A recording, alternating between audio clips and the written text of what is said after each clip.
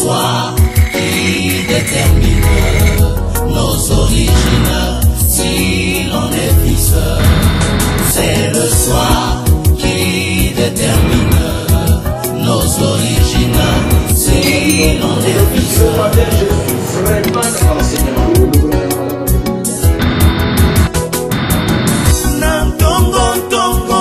Tatakamati fimwe abeti banana ye banana. Daniel, nous pouvons nous lever pour la deuxième partie. Nous sommes dans Daniel chapitre 9. Dans la Daniel et mon je lis ceci. Verset 25 jusqu'au verset 26 jusqu'au 27. Sache-le donc et comprends. Depuis le moment où la parole a annoncé, Jérusalem sera rebâtie jusqu'au Messie, au conducteur. Il y a 7 semaines et 62 semaines.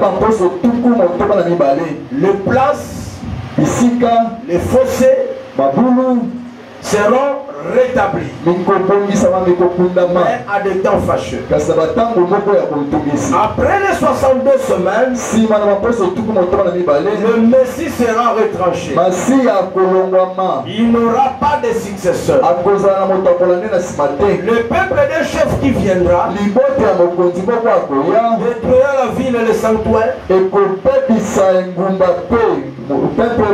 et sa fin arrivera comme par une inondation. La fin de ce peuple-là. Il est arrêté que les dévastations dureront jusqu'au terme de la guerre. Il fera une solide alliance avec plusieurs pour une semaine. Et au milieu de la semaine, il fera cesser le sacrifice et l'offrande.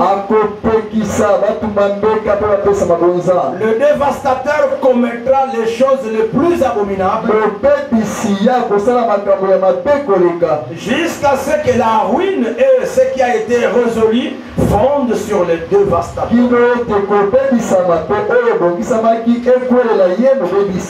Que Dieu bénisse sa parole.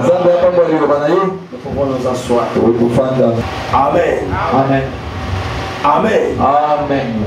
Nous rentrons dans les 70 semaines de Daniel. Nous avons dit il y avait 70 semaines qui étaient prévues pour le peuple de Daniel. 70 semaines. Et quand nous avons calculé cela, nous avons dit qu'une semaine, il gagne combien d'années? C'est un rappel rapide. Combien d'années? 7 ans. Donc, une semaine prophétique vaut 7 ans. De même que vous avez une semaine naturelle à 7 jours, ça contient 7 jours. Dans la prophétie, la semaine se calcule par rapport aux années. Une semaine égale 7 ans. Vous êtes là avec moi? Maintenant, 70 semaines équivaut 7 ans multiplié par 7 ans. Ce qui nous donne 400. Est-ce que c'est la vérité? Vous qui êtes là, on peut dire Amen. Ça c'est un rappel. Maintenant Dieu répartit les 70 semaines en 3 périodes. Première période, c'est une période de 7 semaines. Deuxième période, C'est une période de 62 semaines. Est-ce que c'est la vérité? Si vous calculez l'addition, ça vous donne 69 semaines. C'est ça, non? 7 semaines plus 62 semaines. Amen. La dernière période, c'est une période d'une semaine. Vous êtes là? Maintenant, nous avons déjà travaillé les 69 semaines. C'est la vérité? Vous allez nous avons travaillé 69 semaines. Il nous reste une semaine. Amen. Amen. Donc, comme il reste une semaine, donc nous effaçons toute cette partie. Tout ça. Nous allons seulement écrire une semaine. C'est ce qui reste. Amen. Amen. Maintenant, la semaine qui reste ici, une semaine égale 7 ans. Donc, en principe, il ne devait rester que 7 ans.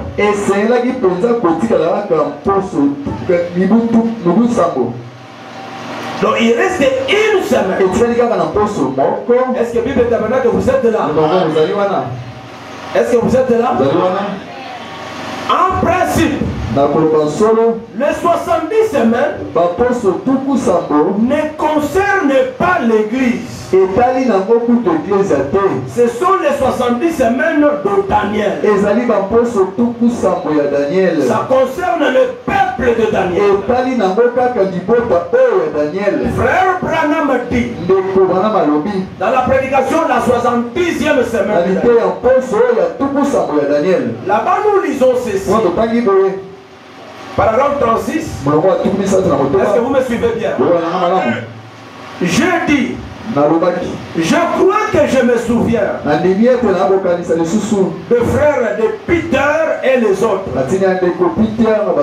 Oui, je me souviens. Il a regardé dans sa chambre à ce moment-là. La raison pour laquelle je vous ai raconté ça, il est la plupart que il est plus tard que nous le pensons. Je crois que les 70 semaines de Daniel vont nous faire comprendre les choses. La plupart de nos frères pentecôtistes,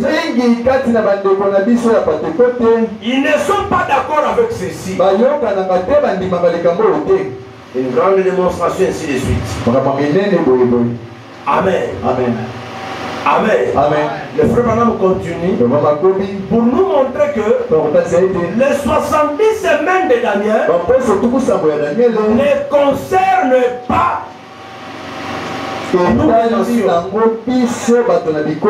ça ne concerne que Israël. Vous êtes là? Vous êtes là avec moi? C'est pourquoi la Bible dit, je suis dans la prédication de frère Branham, le subit de la visite de Gabriel. Paragraphe 36. Par conséquent, les 70 semaines, ils vont nous révéler ceci. À partir de ce moment-là,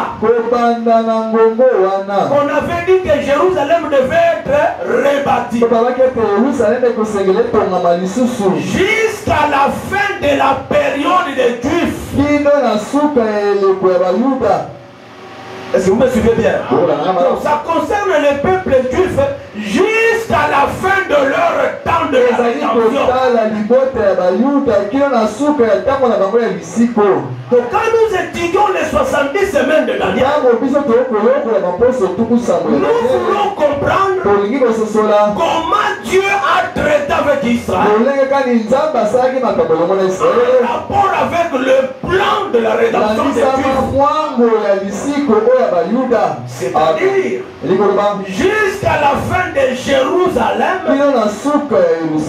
jusqu'à la nouvelle ville construite.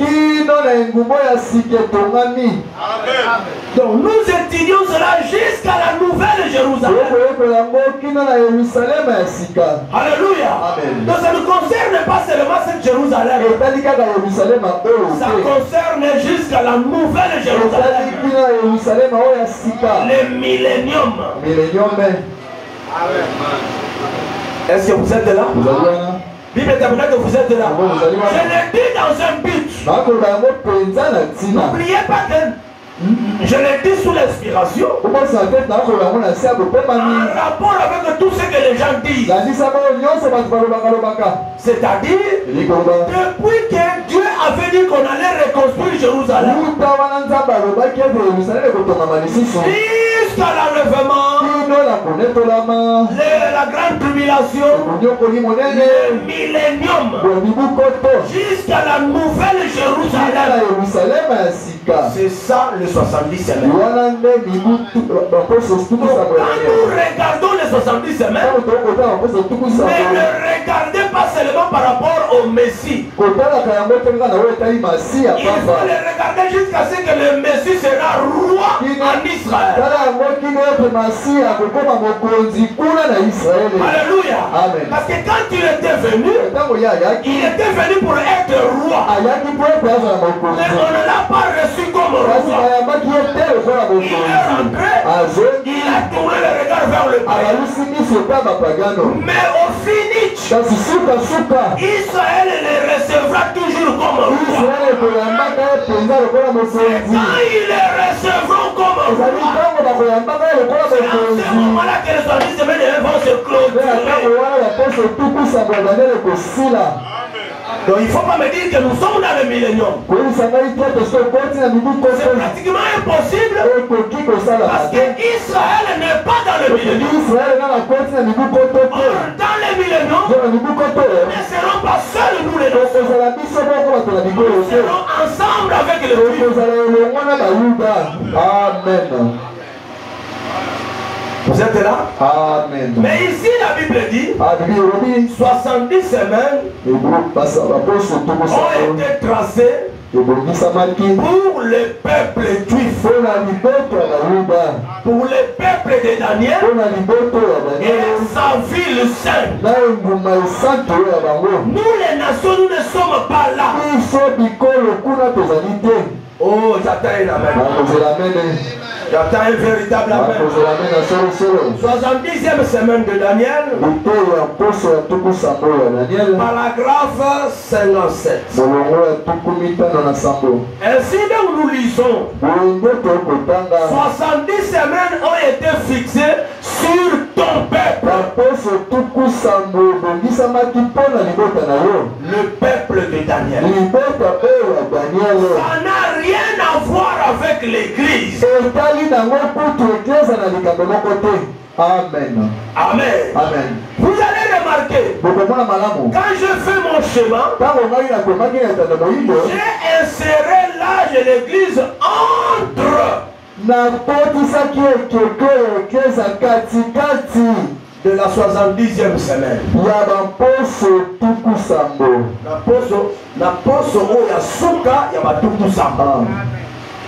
Vous êtes là? Est-ce que vous êtes là? Maintenant, Frère Branham nous dit ceci. Je vous ai fait les calculs, non? Nous avons notre ligne ici, la ligne de j'ai réparti ça comme ça. Cette semaine, 62 semaines. Vous êtes là, n'est-ce pas? On se dit jusqu'au Messie. Quand il fit un. Amen. Amen. En principe, c'est ici où les 69 semaines étaient terminées. Est-ce que vous me suivez? Il reste une semaine. Maintenant, en principe, s'il devait continuer, on devait continuer une semaine ici. Amen. Amen. On devait continuer une semaine ici pour continuer sur les 10 semaines. Si nous les nations n'avions pas trouvé grâce devant Dieu, Dieu allait clôturer directement avec Israël. Amen. Amen. Maintenant, qu'est-ce qui allait se passer? Suivez-moi bien. Boyoka Franck Ateya, Boyoka docteur. Vous avez suivi le docteur, moi je suis un petit enseignant qui parle. Franck Ateya, Bino Molanda, Franck nous a démontré les choses. Moi je sais seulement un peu. Si ceux qui le nation n'avait pas de grâce, écoutez, après les 70 semaines, c'est-à-dire après les 69 semaines, le Messie entre en action. Voilà. Vous êtes là? Quand le Messie est entré en action, c'est lorsqu'il fut c'est là où il est entré en action. Il était leur Messie. Il était leur conducteur. Il était le prince. Il commence maintenant son ministère avec l'onction. Vous êtes là? Il a fait combien de temps? 3 ans et demi. Vous êtes là? Une semaine égale 7 ans. Oh, nous calculons qu'il était resté une semaine. En principe, c'est 7 ans qui étaient restés. À partir de l'onction sur Messie, le Messie a été présenté. Ce n'est pas quand tu l'es né. Là, il n'était pas le Messie. Il est le Messie quand il a reçu l'onction. Quand il a été présenté, il était resté une semaine. On l'a présenté comme Messie. Il a prêché pendant 3 ans et demi. Il n'a pas prêché chez nous. Il a prêché chez les Juifs.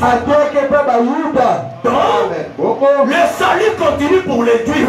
Quand il prêchait, il disait: je n'ai pas été envoyé vers les nations. J'ai été envoyé vers le brebis perdu de la maison d'Israël. Amen. Est-ce que vous suivez la langage de Jésus? Ça me montre que je prêche chez les Juifs. La femme syro-phénicienne, l'aveugle Bartimée d'abord, le fils de David, Jésus regarde, il dit: que veux-tu que je fasse? Que je recouvre la vie. Il dit: reçois. C'était un juif. Mais quand il va auprès de la femme cananéenne, qui dit fils de David, par imitation, sans inspiration, par la tête, j'ai suivi mon ami que c'est fils de David. Moi aussi je dis fils de David. Jésus ne s'occupait pas d'elle. Les disciples ont dit: Seigneur, cette femme crie trop devant nous. Jésus dit: j'ai été envoyé chez le brebis perdu de la maison. La femme écoute ça, elle dit: Seigneur, mais non, Jésus même quand il est venu, comme elle criait trop, c'est quoi? On ne donne pas la nourriture des enfants aux chiens. Amen. Amen. Vous voyez, cette femme-là était d'abord intellectuelle. Quand Jésus a parlé, cette femme-là entre dans l'inspiration de ce que Jésus a dit. Et ce qu'on lui a dit, c'est ce que Jésus a dit. C'est la parole de Jésus dans le Seigneur, les chiens mangent quand même ce qu'on fait tomber. Jésus dit ta foi est grande. C'est ce que tu as demandé. Amen. Bien que cette femme criait fils de David, Branham dit elle n'avait pas qualité de l'appeler fils de David. Parce que cette femme était païenne. Il n'y a que les juifs qui doivent l'appeler fils de David. Alléluia. Pendant tout ce temps, Jésus prêchait chez les juifs. Est-ce que ma sœur vous l'a dit? Vous l'avez bien suivi. Je vous rappelle un problème dans ma soeur. J'en ai dit pour la moitié de l'Ingala. Oui, c'est là. Pour moi, on va bien. Quand on va voir la main, on va voir la bougie. On a la malade. Où t'as l'ilobelobaki que Jérusalem est Kotongama. Et ça, dans 70 semaines, on va préparer pour la Kotonga Jérusalem. On a la malade. Si on a 70 semaines, on a 7 semaines, et ça, on va tomber 62 semaines, on va clôturer à temps plein, on va propriété. Maintenant, Bible le Bible, où qui Jérusalem qui n'en a présenté Messie du Bosso na bateau. Tant que Jean-Baptiste a dit dans Maya Jourdain, alors voici l'agneau de Dieu qui ôte les péchés du monde. Amen. Amen. Bible le dit que les 7 semaines puis 62 semaines et ça dit total 69 semaines. Donc, ce que nous avons 70 semaines, de longo 69 semaines et gothique à la 1 semaine. Vous l'avez dit madame? Donc, étant dit que tant que la kisi Messia, que yé yo mobi kisi na bino bayuda, parce que le but que vous avez na bayuda, yeso ayi mobi kisa bayuda. Tant que va présenter Yesu liboso ya bayuda, Yesu abandi kote ya bayuda, atei bango na mbula misato na ndambo. Baba mabolandinga malamu. Donc, Yesu batalisi le la Messia. Tant que bamonisi Messia, et tu n'as qu'à 1 semaine. Na 1 semaine wana, Yesu abandi kote ya. Azoteya bayuda, azoteya bayuda, azoteya bayuda, ngandele bon berger, ngandele pain de vie, bozamana na Abraham. Nous sommes dans le bayuda, bisote. Atei bango mbula misato na ndambo. Soki bayuda bandi maka Yesu lokola mobikisi na bango tango akotaki na Yerusalem bakumba mela ye lokola mokonzi bamemya ye lokola mokonzi basanjola ye lokola mokonzi bayamba ye lokola mokonzi bakumisa ye batombola ye lokola mokonzi mbele lobiko na bango esilaki me bango balekisi mbula misato na Yesu mbula misato na ndambo elongo na Yesu azoteya bango lokola mokonzi baboyi azobikisa bango lokola mokonzi baboyi azomema bango na mamoye nyonso lokola mokonzi baboyi ndeko moko azolala soko olali kaka na bengi yo soni tosoki kaka onimbi kaka nga bongo na bengi soko oza mwana mokela tike soki mokolo nayebi ke yo okolala te sino te na koyebisa bafrere bazwa etoko moko eza kuna batandao yo olala awa alawa sikoyo te yo olala sikoyo toyoka baronfema ozolala te. Alors, soki bango bayambaki ye lokola mokonzi batombola ye lokola mokonzi na mbula misato na ndambo oyo mbele babikisamaki me lokola bango esika ete bayamba ye lokola mokonzi babuwaki ye. Amen.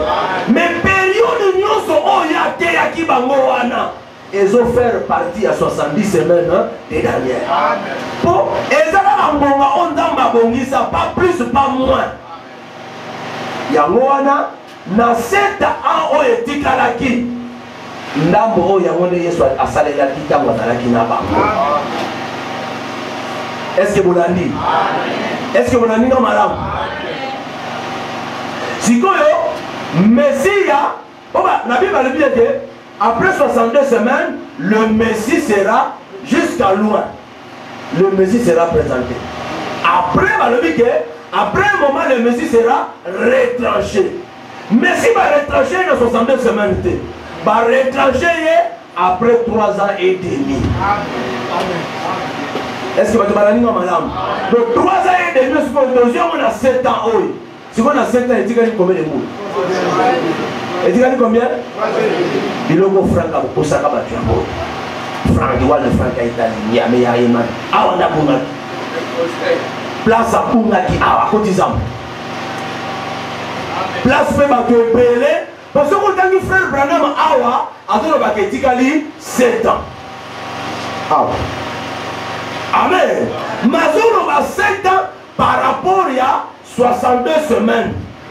Tout comme il a 62 semaines et Tikali 7 ans.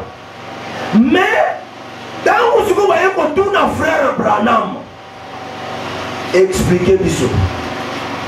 Est-ce que vous avez un aïlo? Je lis frère Branham. 70e semaine de Daniel. Paragraphe 165. Maintenant, il y a 70 semaines. Celle-ci correspond exactement à 7 ans. C'est-à-dire, il nous reste une semaine. Dans une semaine là, c'est exactement 7 ans. C'est ça qui reste. C'est ce qui est fixé pour le peuple de Daniel. Nous savons que il nous reste 7 ans pour le peuple juif. Amen. Amen. Amen. Amen. S'il y a une question, je veux savoir. Est-ce que vous êtes là? Frère, même prêche ça ici. Et il dit, s'il y a une question, je veux savoir. Parce que moi je sais qu'il reste 7. Est-ce que vous êtes là? Paragraphe 175, 173, la 70e semaine, c'est-à-dire la dernière, ceci se passe pendant 7 ans.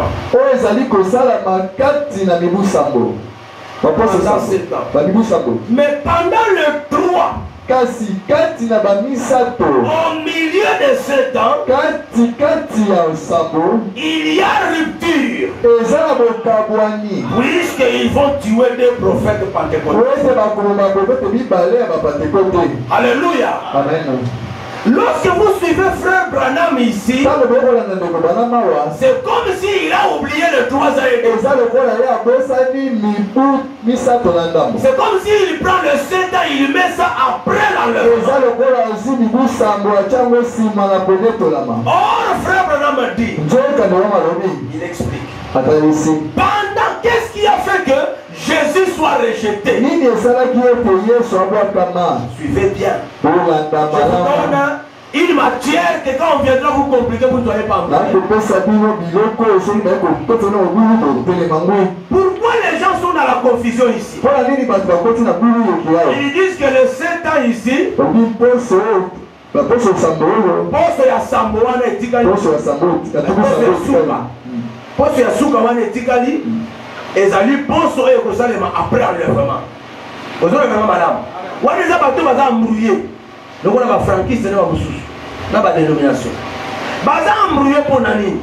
C'est parce que tout le monde dans la Bible, bato no bana biso que au milieu de la semaine, l'alliance sera rompue.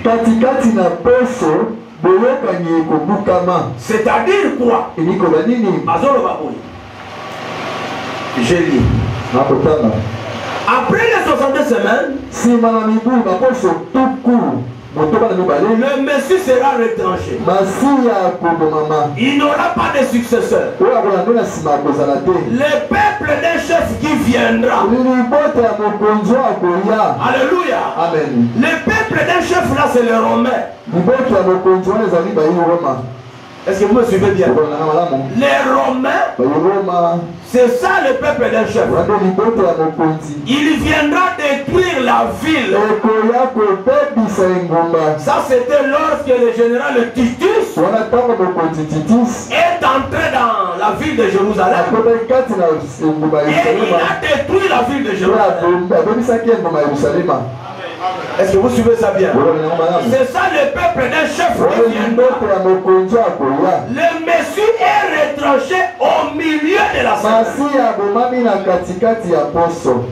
Vous êtes là?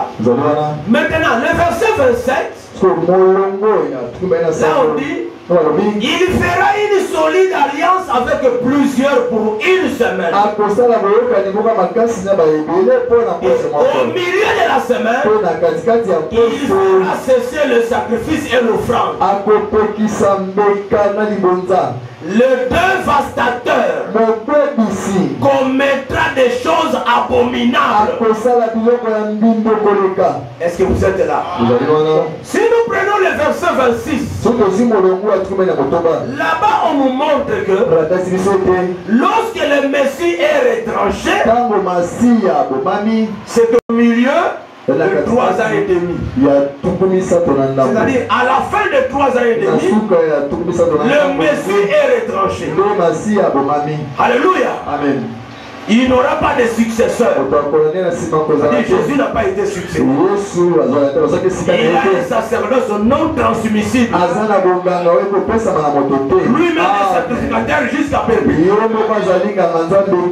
Est-ce qu'on peut dire amen à la soirée? Maintenant la Bible dit, la Bible s'arrête là. Nous venons maintenant au verset 27. Dans le verset 27, ce n'est pas une continuité. Non. Le verset 27, c'est une reprise de 7 ans.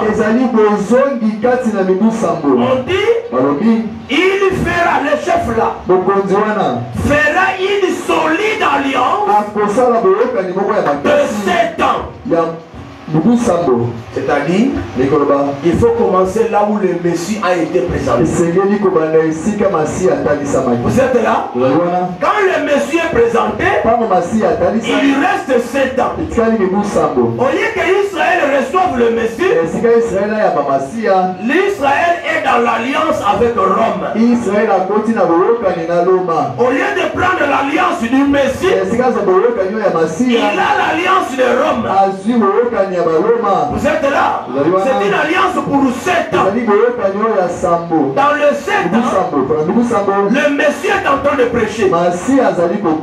Alléluia. Amen. Il a fait alliance avec Israël pour 7 ans. Mais au milieu de 7 ans,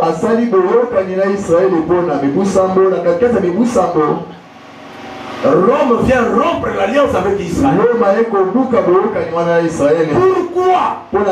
Parce que le Messie est mort. Le Messie est ressuscité. Quand il est ressuscité, quelques groupes de Juifs commencent à croire au Messie.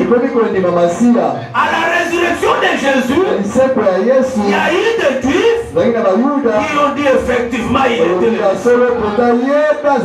C'est lui. Amen. L'église commence maintenant à Jérusalem. L'église du Messie commençait avec les apôtres. À cause de ça, si vous lisez les actes des apôtres, vous verrez que Rome, tous les empereurs de Rome et le roi qui était envoyé à Jérusalem, il rencontrait la confrontation des apôtres. La puissance de l'évangile s'est démontrée tellement et les Juifs commençaient à croire. C'est pourquoi Rome a rompu l'alliance avec Israël. Il a tué tous les apôtres pour tuer Christ. Mais il n'a pas pu. Alors il envoie le général Titus pour dévaster la ville. C'est pourquoi on l'appelle le dévastateur. Maintenant, les dévastateurs Rome est allé plus loin jusqu'à détruire le sanctuaire et établir la mosquée d'Omar à la place du temple de Salomon. C'est là.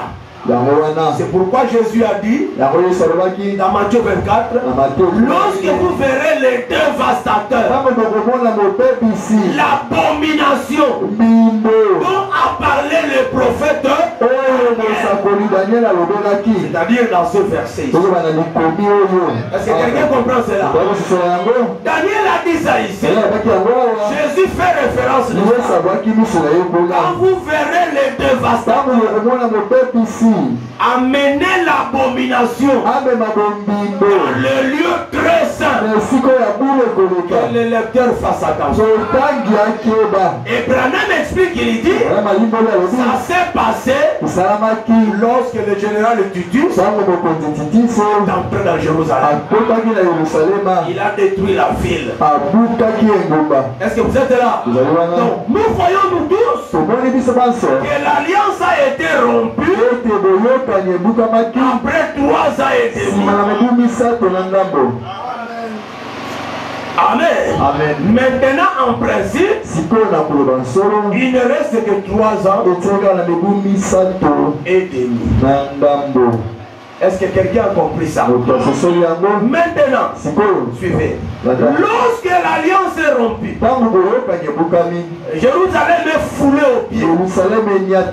Jérusalem est dévastée par les Romains, les nations. Maintenant, le temps des nations continue. Parce que le temps des nations n'a pas commencé ici. Non! Le temps des nations a commencé depuis Nebuchadnezzar. Ce sont les nations qui régnaient. Le temps des nations allait prendre fin si Jérusalem avait accepté le Messie. Dieu allait tourner le regard vers les Juifs. Mais les Juifs ont rejeté Jésus. C'est ce qui a fait que le temps des nations a continué. Est-ce que vous êtes là? Non, le temps des nations n'a pas commencé, mais ça a continué. Je lis Jésus, notre Seigneur. Il dit ceci. Luc chapitre 21, verset 20. J'aime prêcher ça avec la Bible seulement. Et quand je ferai ça comme ça, même Franquis se comprend. Lorsque vous verrez Jérusalem investi par des armées, sachez que sa désolation est proche.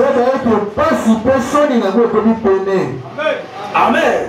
Ça s'est passé quand le général Titus est entré. Verset 24. Ils tomberont sous les tranchants de l'épée. Ils seront amenés captifs parmi toutes les nations. Jérusalem sera foulée aux pieds jusqu'à ce que les temps des nations soient accomplis. Vous êtes là? Ça ne commence pas là. Ça va se terminer. Ça a commencé depuis Babylone. C'est descendu dans le Médès et le Perse. Là vous comprenez, n'est-ce pas? Après le Médès et le Perse, c'est qui? C'est qui? Je regarde beaucoup les sœurs. C'est qui? Les Grecs. Après les Grecs, c'est qui? Les Romains. Les Romains ont pris le pouvoir. Jérusalem est foulé. Pendant la période de Rome. Jusqu'à ce que Rome va terminer à dominer. Même aujourd'hui, nous sommes dans la période de Rome. Le pape de Rome. C'est lui le dominateur de l'univers. Amen. Amen. Amen. Est-ce que vous comprenez ça bien? Maintenant suivez. Je vais bientôt terminer. Je vais terminer. Parce que mon problème était d'expliquer ça. Donc maintenant nous voyons, il ne reste que 3 ans et demi. Le Messie est chez les nations. Parce que le Messie n'est pas rentré au ciel. C'est Jésus qui est rentré au ciel. Mais le Messie n'est pas rentré au ciel. C'est là où je me sens bien. Là quand je parle comme ça, je vois vraiment Branham expliquer la divinité incarnée correctement. Parce que nous avons un problème dans ce monde. Beaucoup de gens sont des unitaires.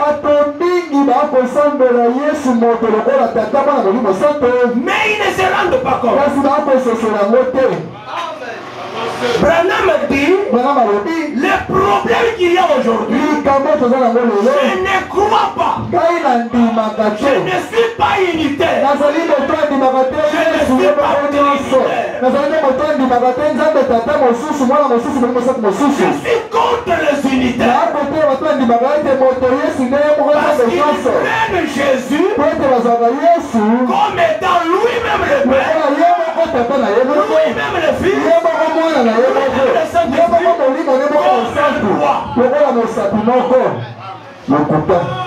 alors qu'il n'est pas comme ça. Je crois que Jésus avait un père. Incarné en lui. Amen. Amen. Et lui-même Jésus, quand il a dit que moi et le Père nous sommes un, c'est là où il explique les unités. Ils ont fait de Jésus seul comme un papa. Alors que la divinité était incarnée corporellement. Amen. On peut lire aussi ce verset-là. En lui habitait la plénitude de la divinité. C'est entré en lui et cela a occupé tout son corps. Même sa chair était pleine de la divinité. Amen. Alléluia. Amen. Et Branham a dit, quand il est monté au ciel, il est monté avec sa divinité. Quand il est arrivé là-bas, il s'est assis à la droite de la majesté divine. Il prend sa divinité, il envoie ça sur lui-même.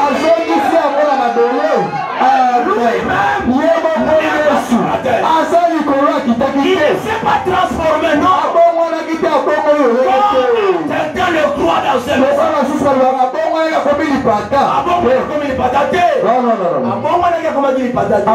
Parce que les patins misérés qui availlent. Amen, amen, amen. Avant il y a beau dama. Amen. Les patins et misérés là. Amen. Les patins te montrent qui n'a qu'à mari. Non, non, non, non. Non. Les patins qui dans le fleuve Jourdain. Amen, amen. Là c'est les patins qui étaient là qui voient. Amen. Dans Marie, les patins te montrent qui étaient là. Amen. Amen. C'est ça le problème. Est-ce que vous comprenez ça? Ce n'est pas la nuée ici qui est entrée dans Marie et qui se fait chair. C'est la parole qui est entrée. La parole s'est faite chair. Cela a formé Jésus. Jésus a marché. Le fleuve Jourdain. La divinité. Père est entré dans le Fils. Amen. Amen. Maintenant, quand il est allé, il nous a envoyé ce que le Père a promis. C'est-à-dire, il envoie le Père sous la forme du Seigneur qu'on appelle le Christ. Amen. Amen. Place où on a même pas la seconde venue. Quand on a zoné du sabango, le corps Abraham a lobby, donc tu es à terre. Le corps là est toujours là-bas. Ce qui est revenu, ce qui est devenu sur le jour. On appelle le Fils de l'homme. C'est ce qui est revenu dans la même forme comme il est entré dans Jésus. Il est revenu entré dans William Abraham. N'est pas encore revenu. C'est la colonne de feu qui est revenue. La divinité, la plénitude, l'autorité suprême, la puissance, Elohim, ici là-bas, était entré dans Jésus, celui qui est revenu, et le corps là, pas Elohim,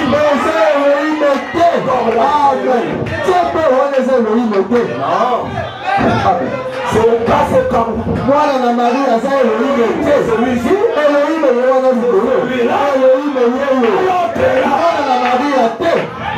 Amen. Le fils de Marie n'est pas Elohim. La Marie à ça Elohim est terre. Mais Elohim est terre. Parce que Elohim a condamné à ça Elohim.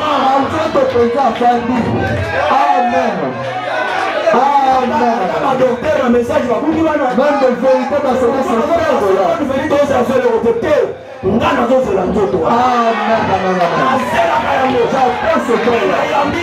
je reçu ce corps naturel. Je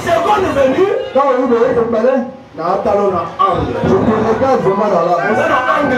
Dans quelle langue tu te trouves? Tu parles de l'enfant de mon fils de Marie. Ou bien tu parles du père du fils de Marie. Le père. Il s'appelle Jésus. Amen. Le père. Et celui-ci. Celui-là. Non. Ils sont un. Parce que le problème c'est quoi? Avant que Jésus ne vienne, le Fils a déjà existé. Le Fils existait en tant que fonction en Dieu. Quand lui est venu, il a porté les trois fonctions. Il était sa propre fonction. C'était le Fils. Les deux autres étaient les fonctions du Père. Et trois formaient Dieu. Ils ont la même image. Ils ont le même nom. Ils ont le même corps. La même apparence. Ils parlent de la même manière. Le Père dans le Fils. Pas le Fils qui sauve. C'est le Père qui sauve. Au moyen du Fils. C'est là. Moi j'attends ce corps. Aujourd'hui, j'ai reçu ce corps. Il est en moi.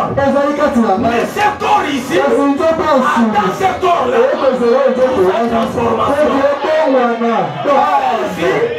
Va me transformer afin que lui il est glorifié. Moi je ne suis pas glorifié. Mon corps n'est pas glorifié. Je ne peux pas rencontrer Jésus glorifié. Avec ce corps non glorifié. Il faut que lui me glorifie. Quand il va me glorifier, j'aurai le même corps. Alors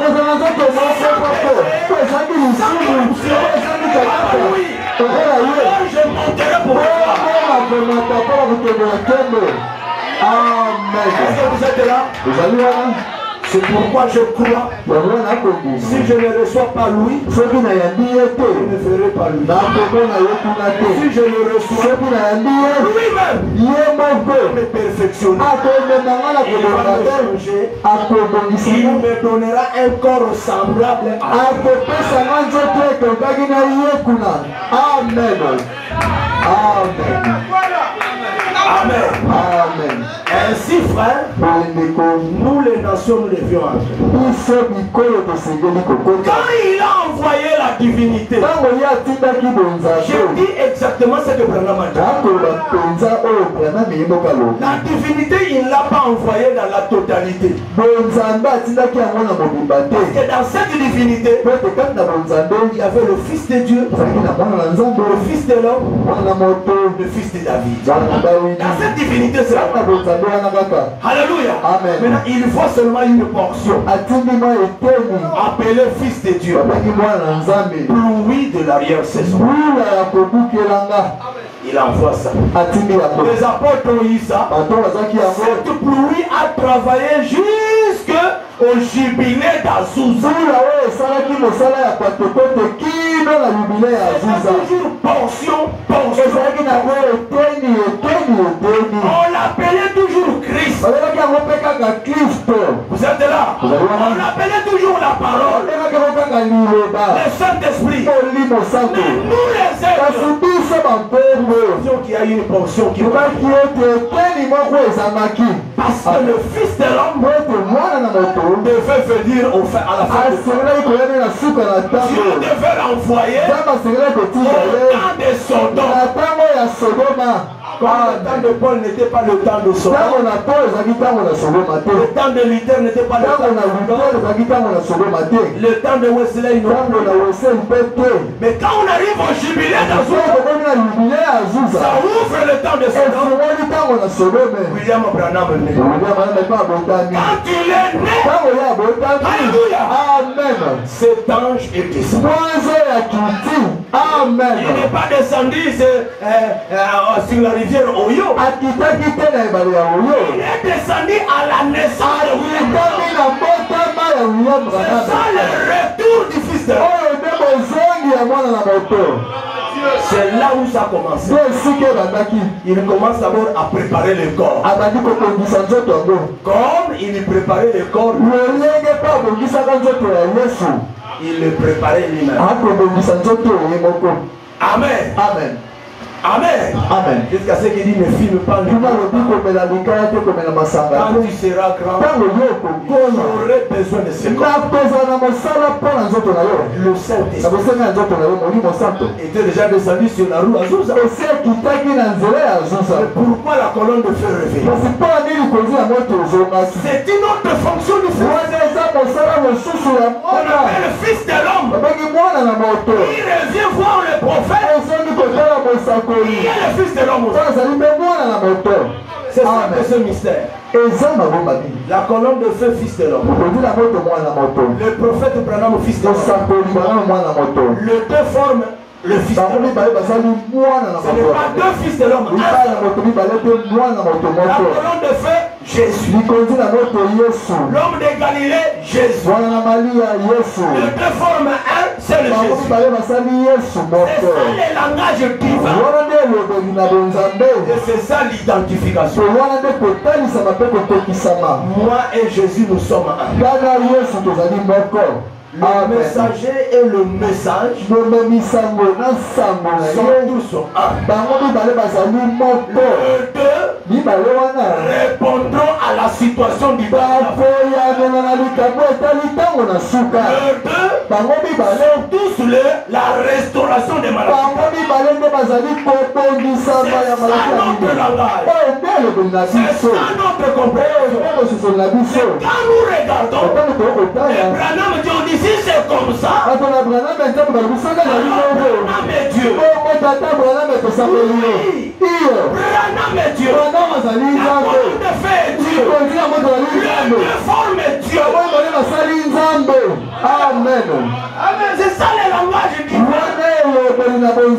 Quand je regarde Branham, moi je regarde pas un homme. Moi, je regarde Dieu parce que je regarde par inspiration. Mais je regarde quel Dieu? Le mystère de la piété est grand. Dieu a été incarné dans la chair, manifesté devant les hommes, prêché à toutes les nations,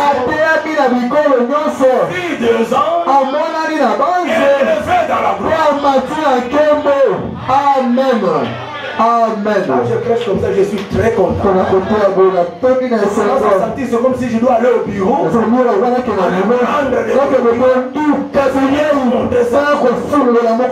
crois toujours à un Dieu incarné. Un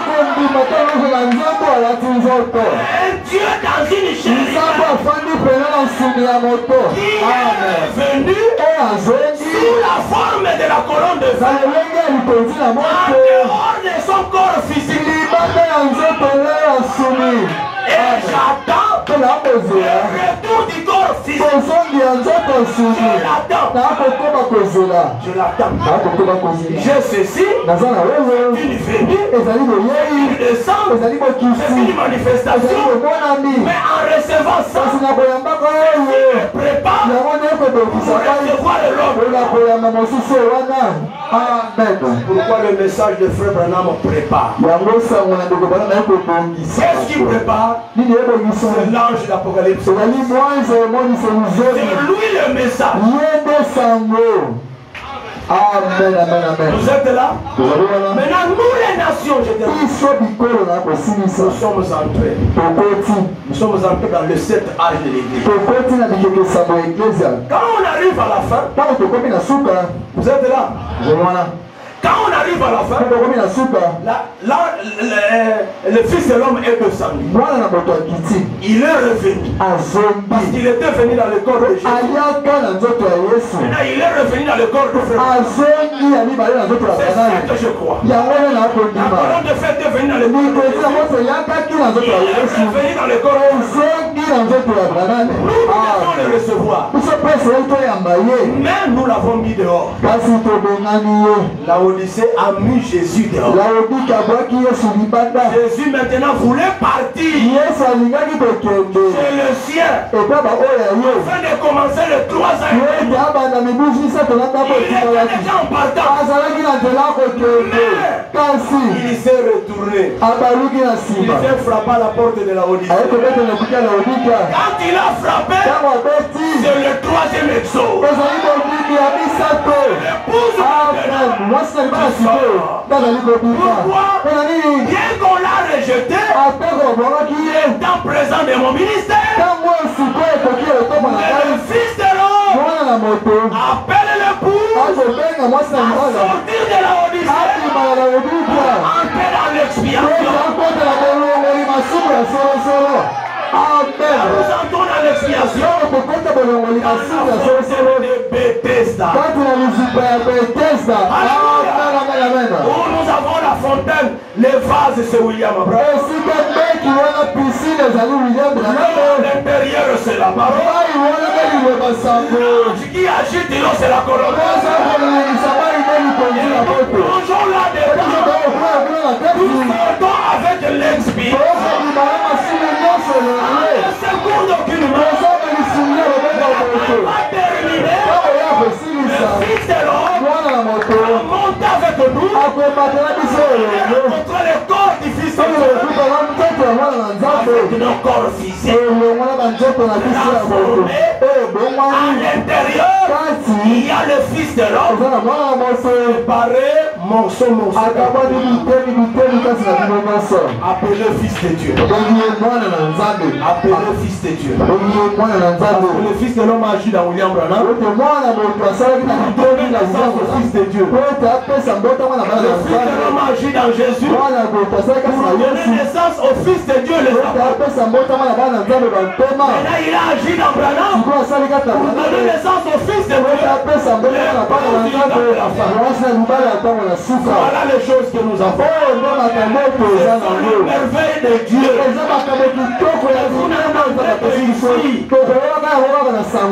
Les dénominations.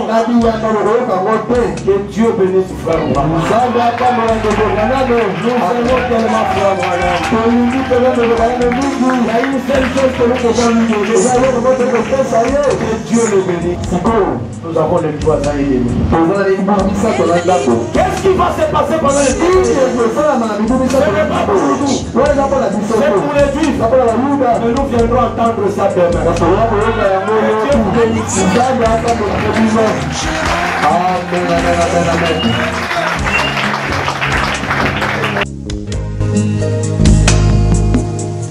Le Seigneur lui rendra selon ses œuvres.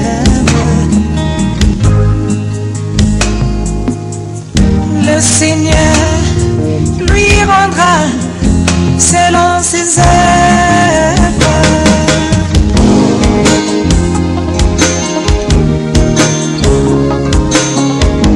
Viens plutôt vers moi. Viens plutôt vers moi. Car Démas m'a abandonné. Car Démas m'a abandonné. Par amour pour le siècle présent, il est parti pour Thessalonique. Démas m'a abandonné. Démas m'a abandonné.